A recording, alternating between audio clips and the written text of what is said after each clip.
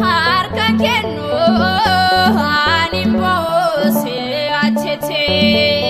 kana boda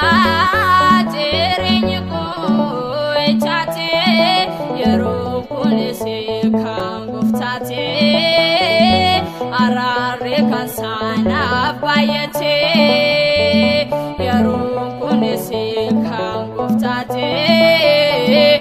ring gufta kunaf dirirte ani serago ichabo naf korera me mimango ani serago ichabo naf korera me mimango habako ame anu agako format argate jeringo abako ame anu agako format argate jeringo ani serabo ichako naf korera me mimango ani serabo ichako naf korera me mimango abako ame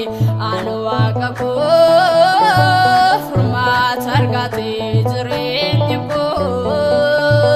abako ame anu agako format argate